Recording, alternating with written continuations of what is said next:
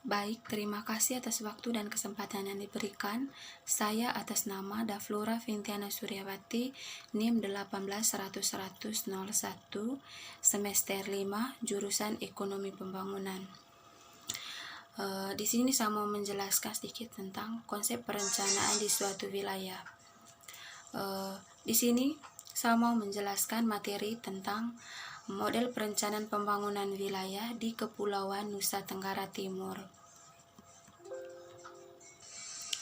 Kepulauan, di mana Indonesia memiliki lebih dari 17.000 pulau, namun model pengembangan wilayahnya menganut pada wilayah kontinen atau daratan. Sampai pun pengembangan wilayah Kepulauan Seribu di Teluk Jakarta diperlakukan sebagai suatu bagian dari daratan DKI Jaya yang dipisah-pisahkan oleh laut dan bukan sebagai suatu gugusan kepulauan dalam konsep keseharian. Karena itu, perlu adanya upaya yang serius dan terus-menerus untuk mengembangkan konsep-konsep yang jelas mengenai perencanaan pembangunan wilayah kepulauan. Dengan besar konsep maritim, wilayah yang berbeda dengan konsep pembangunan wilayah daratan atau kontinen. Setelah didapat suatu pengertian mengenai definisi perencanaan, yang berikut, teori perencanaan pengembangan wilayah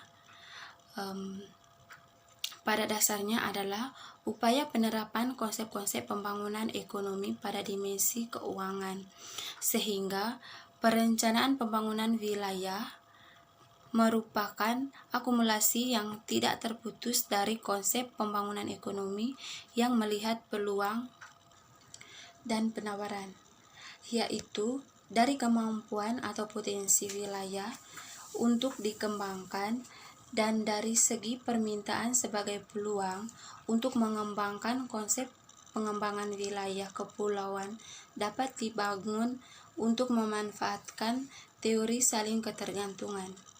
Pertumbuhan ekonomi neoklasik dan neo-Keynes, teori pertama berguna untuk menjelaskan proses perkembangan ekonomi wilayah, sedangkan teori kedua memberi basis bagi perencanaan pembangunan wilayah. Teori ekonomi basis neoklasik berbeda dengan teori neoklasik yang menyatakan bahwa akan menjadi stabil sendiri oleh kekuatan pasar. Teori neoklasik yang dipelopori oleh Harold Damar pada tahun 1962 menyatakan bahwa suatu sistem ekonomi tidak mungkin terdapat kestabilan. Hal ini disebut sebagai instability theorem.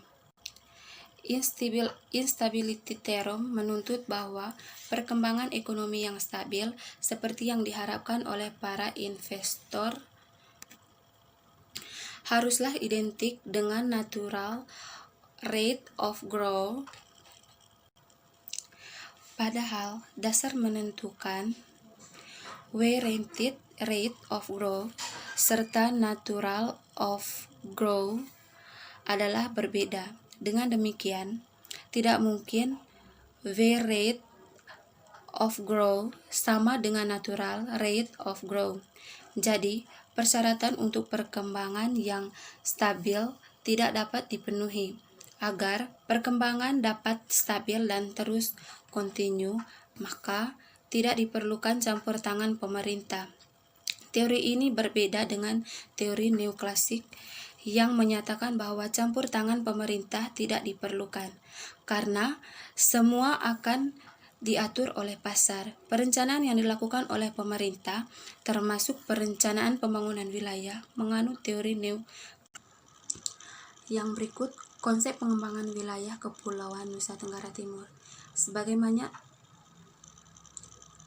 Sebagaimana dinyatakan dalam definisi wilayah Nusa Tenggara Timur, Nusa Tenggara Timur dapat dikatakan merupakan wilayah yang relatif homogen, akan tetapi di sana terdapat dua kota yang perkembangannya menonjol dibandingkan kota-kota lainnya, sehingga dapat dianggap sebagai nodes bagi Nusa Tenggara Timur. Dengan demikian, Walaupun masih dalam tahap yang sederhana, Nusa Tenggara Timur dapat disebut sebagai wilayah nodal atau wilayah fungsional. Sebagai suatu wilayah nodal, maka perkembangan terpusat pada node tersebut. Dari node ini, maka perkembangan dijalarkan dengan melalui nodes yang di hierarki yang akan berlaku seperti ini. Maka konsep perkembangan yang terdapat tepat bagi Nusa Tenggara Timur adalah konsep perkembangan atas atau yang sering juga disebut sebagai kutub pertumbuhan.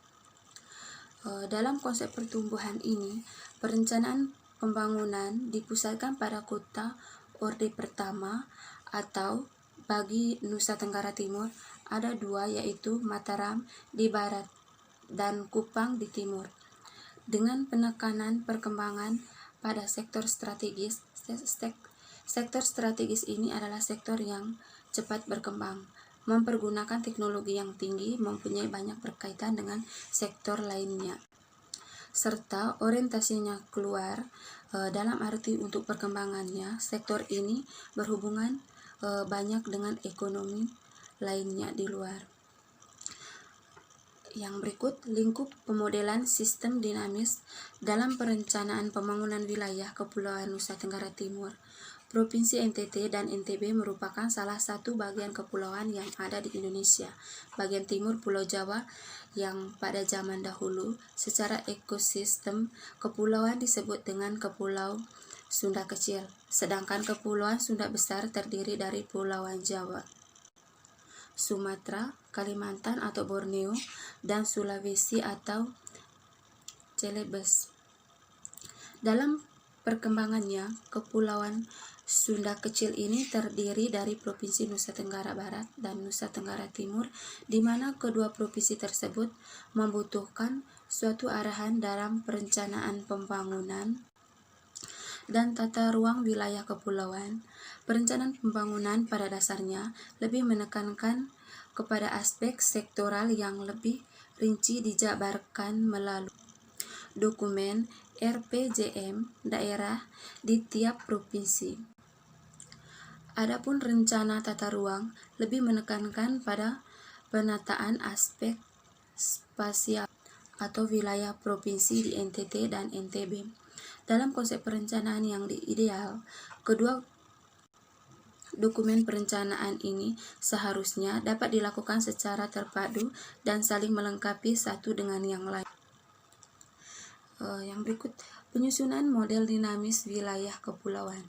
Upaya mencari model pengembangan kepulauan yang berbasis ekoregion ini disadari merupakan suatu tantangan baru, rumit dan kompleks, karena selain merubah cara pandang ke wilayah yang kontinental seperti biasanya, serta permasalahan ekosistem lingkungan, perlu untuk memperhatikan keterkaitan antara berbagai komponen yang terlibat. Maka pendekatan pemecahan masalah yang digunakan disesuai dengan sifat permasalahan yang kompleks dan multi skala tersebut dengan menggunakan model sistem dinamik.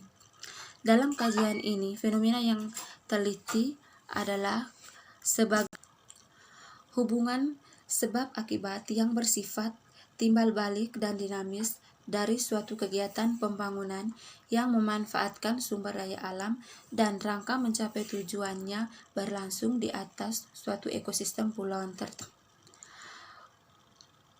Untuk kemudian diamati dampaknya terhadap keberlangsungan, kemampuan dan fungsi ekosistem kepulauan secara keseluruhan dalam jangka waktu tertentu. Yang berikut, kondisi nilai pendataan penduduk pada 5 sektor. Konsep pendekatan ekoregional suatu wilayah gugus kepulauan harus berintikan 4 komponen penting yang merupakan suatu kesatuan, yaitu batas wilayah perencanaan maritim, ekosistem domain, batas perencanaan berdasarkan pada kesamaan karakteristik fenomena alami atau batasan suatu ekosistem tertentu.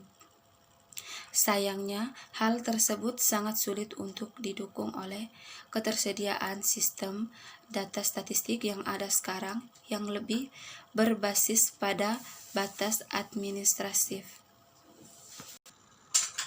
Pengembangan suatu pulau berdasarkan fungsinya terhadap satu kesatuan wilayah kepulauan.